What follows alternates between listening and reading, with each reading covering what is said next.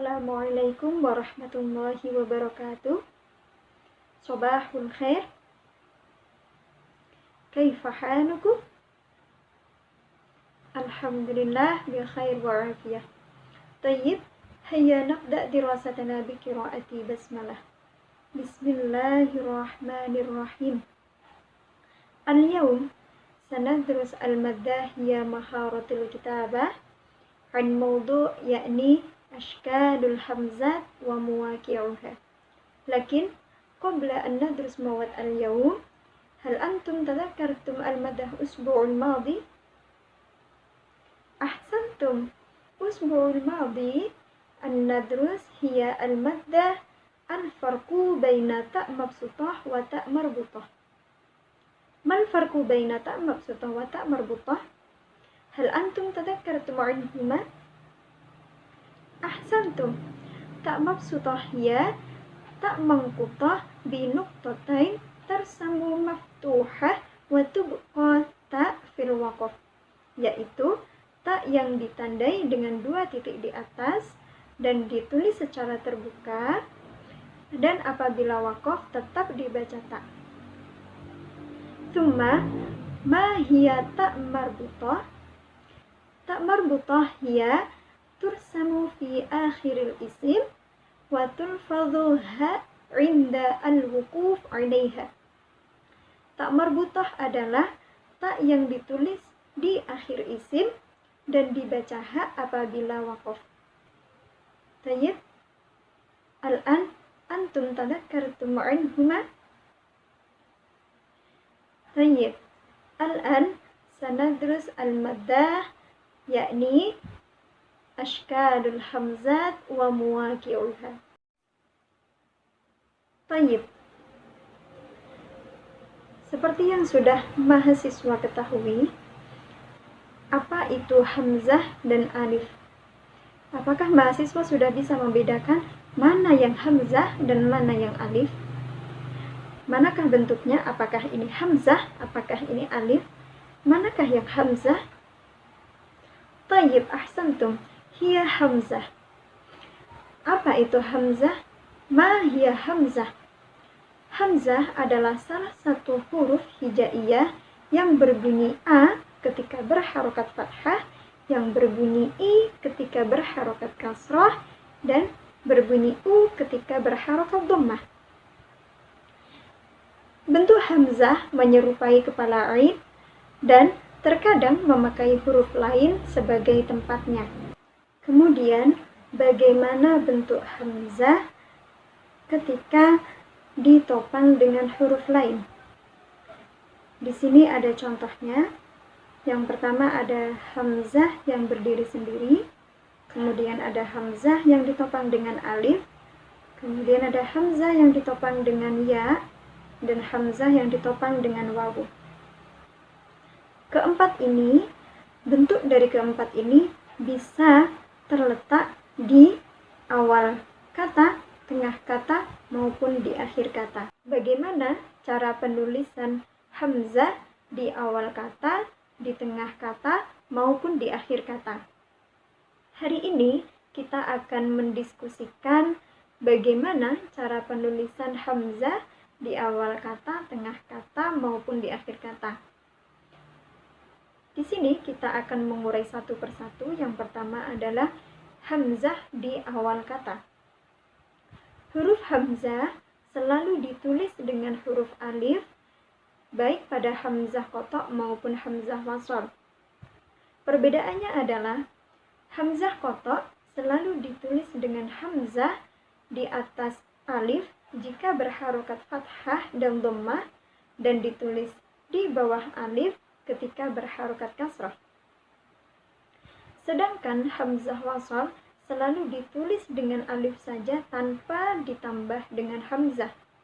Contohnya adalah an'amta. Lafaz an'amta untuk hamzah qotok dan lafaz ibnun untuk hamzah wasl. Yang pertama, lafaz an'amta. Pada lafaz an'amta bisa dilihat hamzahnya di awal kalimat, dia ada tambahan hamzah di atas alif. Nah, itu di awal kata dia ditopang dengan alif karena dia berharokat fathah. Kemudian kalau lafaz ibnun bisa dilihat di awal kata ada alif yang tidak ditambahi dengan hamzah. Namun hamzah wasal meskipun tidak ada hamzah itu bisa dikasih dengan harokat dan bisa berbunyi. Berbeda dengan alif. Kalau alif dia tidak bisa berharokat dan tidak berbunyi. Jika hamzah wasal dia bentuknya memang seperti alif namun tidak ditambah dengan hamzah, namun masih bisa berharokat. Dari sini bisa dipahami kan? Sekarang hamzah yang berada di tengah kata. Ketika berada di tengah kata, hamzah ditulis menyesuaikan dengan harokat hamzah dan huruf sebelumnya. Bentuk-bentuk hamzah di tengah kata ada 4 bentuk. Seperti ini bisa dilihat tulisannya. Hamzah yang berdiri sendiri, ada hamzah yang ditopang dengan alif, hamzah yang ditopang dengan ya, dan hamzah yang ditopang dengan waw. Semua bentuk ini bisa berada di tengah kata, yang akan kita rinci satu persatu. Yang pertama, ada hamzah di atas ya, bisa dilihat di sebelah sini, ada papannya, ada tulisannya tentang hamzah di atas ya. Nah, di sini ada 3 alasan penting mengapa hamzah harus ditulis dengan ya. Yang pertama, alasan pertama adalah hamzah berharokat kasroh. Seperti contoh su'ila. Seperti contoh kata su'ila, bisa dilihat hamzah di tengah kata su'ila, dia ditopang dengan huruf wawu. Mengapa dia harus ditopang dengan huruf wawu? Karena hamzah itu berharokat kasroh. Kemudian alasan kedua, yaitu huruf sebelum hamzah berharokat kasroh. Contohnya adalah kata sayyi'atun. Bisa dilihat hamzah di tengah kata sayyi'atun. Mengapa dia harus ditopang dengan huruf ya? Alasannya adalah karena huruf ya, huruf sebelum hamzah, dia berharokat kasroh. Maka hamzah harus ditulis dengan huruf ya.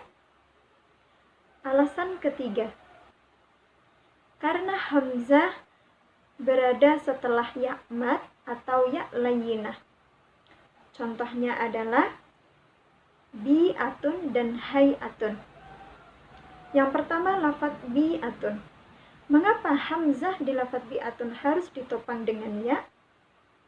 Karena huruf hamzah, sebelum huruf hamzah ada huruf ya.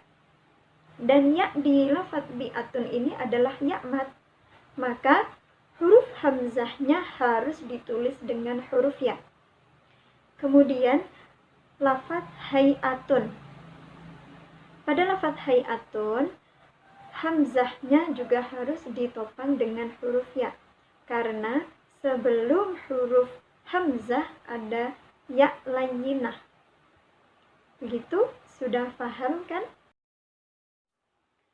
Selanjutnya adalah hamzah di atas wawu.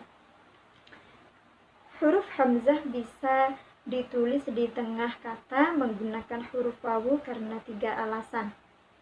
Yang pertama adalah karena hamzahnya berharokat dhammah.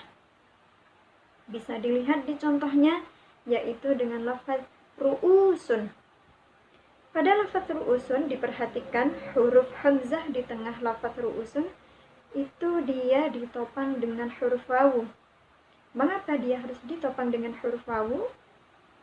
Ahsantum, karena dia berharokat dhammah. Karena hamzahnya berharokat dhammah, maka hamzah di tengah kata ru'usun harus ditopang dengan huruf wawu. Alasan kedua, karena hamzah berharokat fathah dan huruf sebelumnya berharokat dhammah. Seperti contoh mu'annatun. Hamzah pada lafaz muannatsun itu juga ditopang dengan wawu dikarenakan huruf sebelumnya yaitu mim berharokat dhammah. Maka hamzah pada lafaz muannatsun harus ditulis dengan huruf wawu.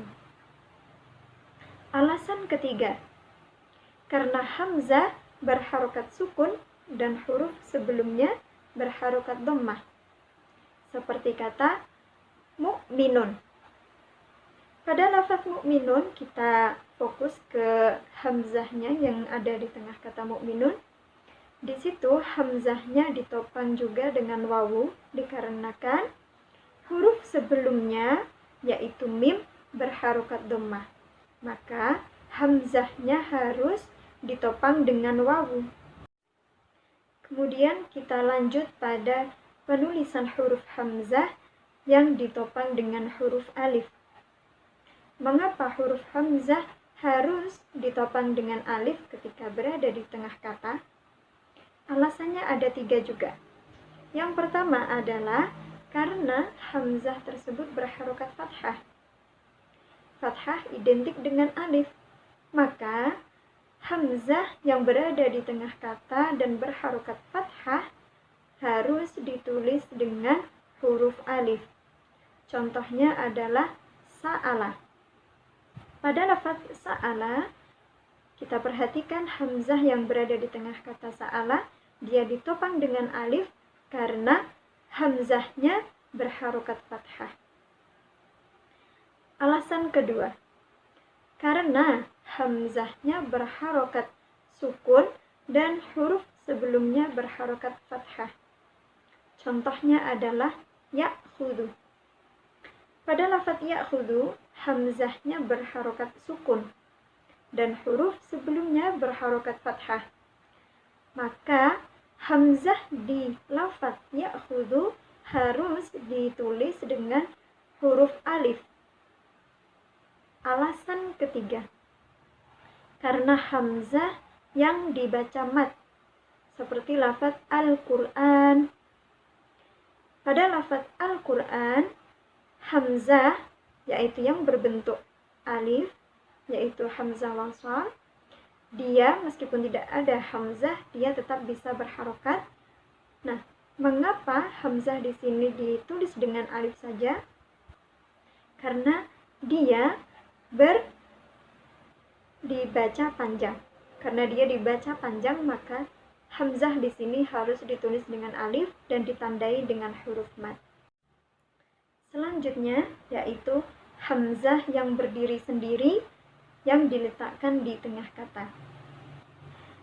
Dari tadi kita membahas tentang hamzah yang ditopang dengan huruf alif, wawu, dan ya yang berada di tengah kata.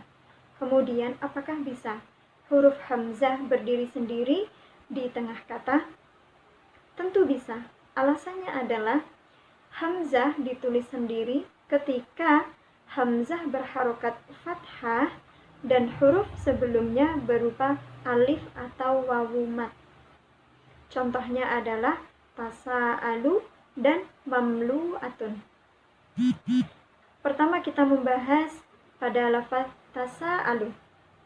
Pada lafaz tasa'alu, hamzah dia berdiri sendiri tanpa ditopang dengan huruf lain karena huruf sebelumnya ada alif. Maka hamzah di lafaz tasa'alu harus berdiri sendiri tanpa ditopang dengan huruf lain. Kemudian pada lafaz mamlu'atun. Pada lafaz mamlu'atun, mengapa hamzah berdiri sendiri? Kenapa tidak ditulis dengan alif karena dia berharokat fathah? Tentu tidak. Di lafaz mamlu'atun, hamzah ditulis sendiri karena huruf sebelumnya ada wawu mat. Tidak boleh ditambah dengan alif. Hamzah di sini harus berdiri sendiri. Bagaimana? Sudah paham dengan kaidah penulisan hamzah di tengah kata? Alhamdulillah. Kemudian kita akan membahas penulisan hamzah di akhir kata. Penulisan hamzah di akhir kata disesuaikan dengan harokat huruf huruf sebelumnya. Di sini kita berpatokan pada 4 harokat. Ada fathah, dhammah, kasrah, dan sukun. Kita akan membahas satu persatu dari keempat harokat. Yang pertama ada contoh dari fathah, yaitu lafaz qoro'ah. Pada lafaz qoro'ah, hamzah ditulis dengan alif karena huruf sebelumnya berharokat fathah. Maka hamzah pada lafaz qoro'ah harus ditopang atau harus ditulis dengan huruf alif. Kemudian pada harokat dhammah seperti lafaz lu'lu'un. Pada lafaz lu'lu'un kita bisa lihat hamzah di akhir lafaz lu'lu'un ditopang dengan wawu dikarenakan huruf sebelumnya berharokat dhammah. Maka hamzah di lafaz lu'lu'un harus ditulis dengan huruf wawu. Yang ketiga yaitu pada harokat kasrah, seperti contoh qori'un. Pada lafaz qori'un, hamzahnya ditopang dengan ya karena huruf sebelumnya yaitu ra berharokat kasrah. Maka pada lafaz qori'un, hamzahnya harus ditulis dengan huruf ya. Kemudian yang terakhir yaitu pada harokat sukun. Pada harokat sukun, seperti contoh mil'un, di sini hamzah tidak ditopang dengan huruf lain, melainkan dia berdiri sendiri, dikarenakan huruf sebelumnya yaitu lam, dia berharokat sukun.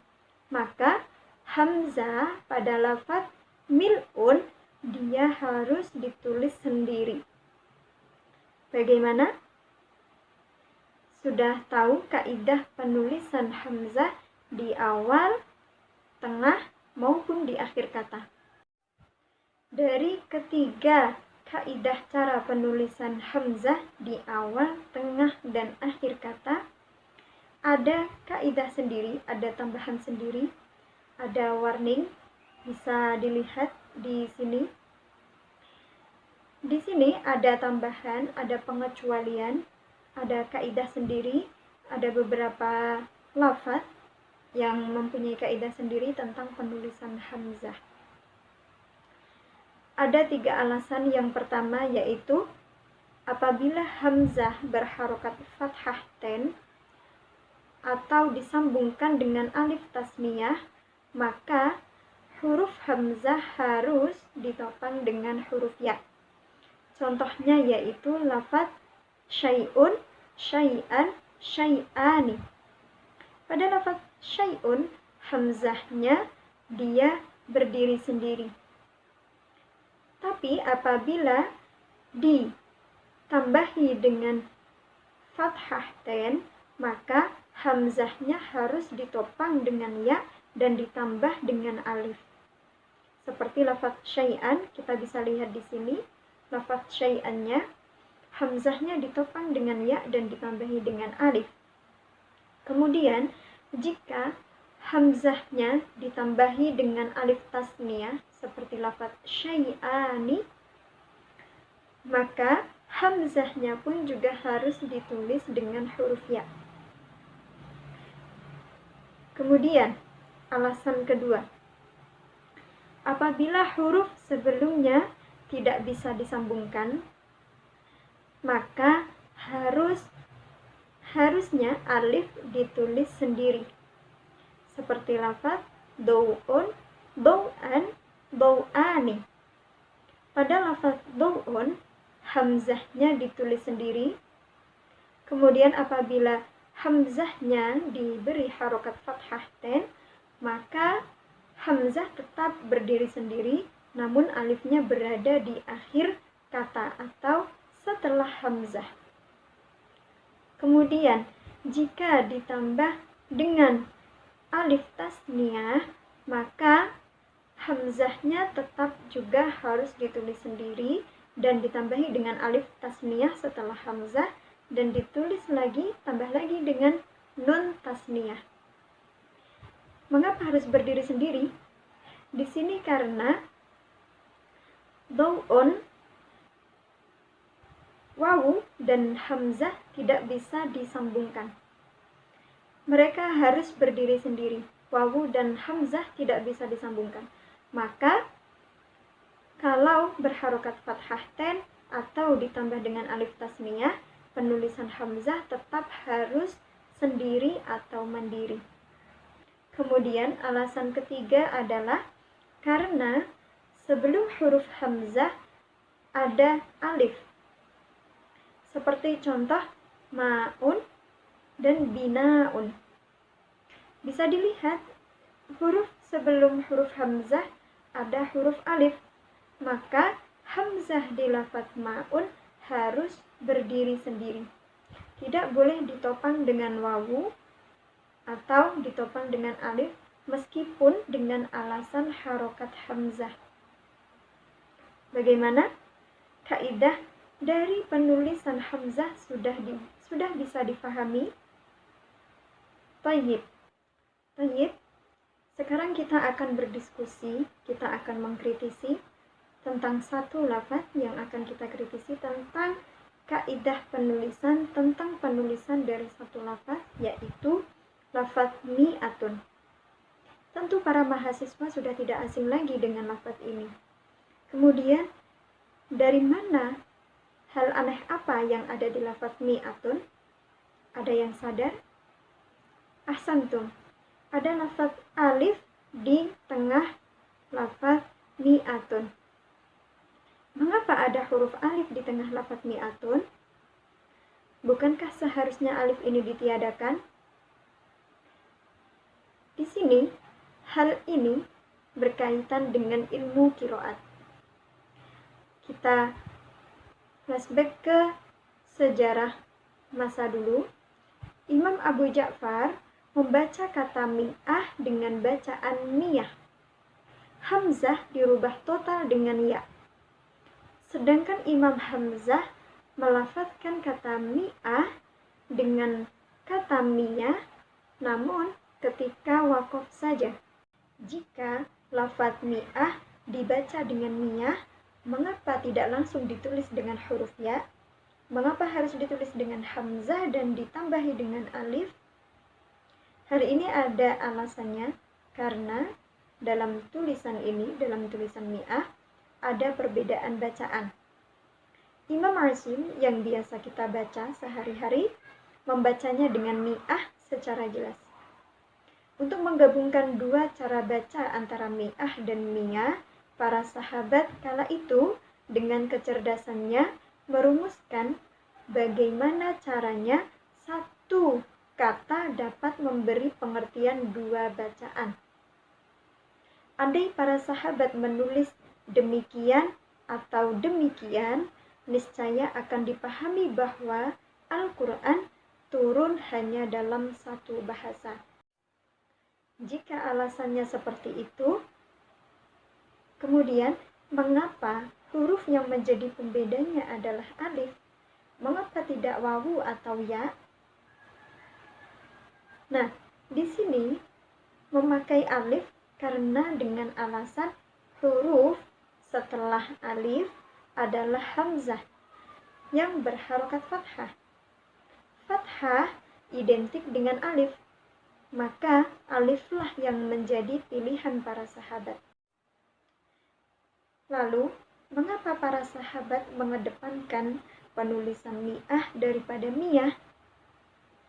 Sebagaimana perintah Khalifah Utsman bin Affan kepada Zaid bin Thabit, waqad thabit fi sahih an Utsman annahu qala lirahti al-Quraisyiyin alladziina katabu al-mushaf hum wa Zaid idza ikhtalaftum fi syai' faktubuhu bilughatil Quraisy. Jika kalian mendapati perbedaan dalam sesuatu cara penulisan Al-Quran, maka tulislah dengan bahasa Quraisy. Nabi adalah orang Quraisy. Beliau mengucapkan kata mi'ah dengan jelas mi'ah, bukan miyah. Oleh karena sebab perintah ini, hamzah tersebut diprioritaskan dan tetap diadakan dalam tulisan mi'ah. Kita berharap mahasiswa selalu mengkritisi, membiasakan diri untuk mengkritisi hal yang ada kesenjangan dengan ilmu, apalagi dengan maharah kitabah yang sering tidak tersentuh dengan para akademisi. Contohnya seperti tadi, kita sudah mengkritisi satu lafaz yaitu mi'ah dengan keanehannya ada alif di tengahnya. Nah, selanjutnya Ustazah berharap mahasiswa mampu mengkritisi tentang satu lafaz Al-Quran yang bisa dikaji, yang bisa didiskusikan tentang penulisan atau tentang kaidah penulisan hamzah atau huruf hijaiyah lainnya di dalam satu kata. Tayyib, dari sini hal hunaka as'ilah minkum? Idza lam takun hunaka as'ilah fanantahi dirasatana biqira'ati hamdalah. Alhamdulillahi rabbil alamin. Syukran ala husni ihtimamikum. Ila liqa fi usbu'in qadim. Wassalamualaikum warahmatullahi wabarakatuh.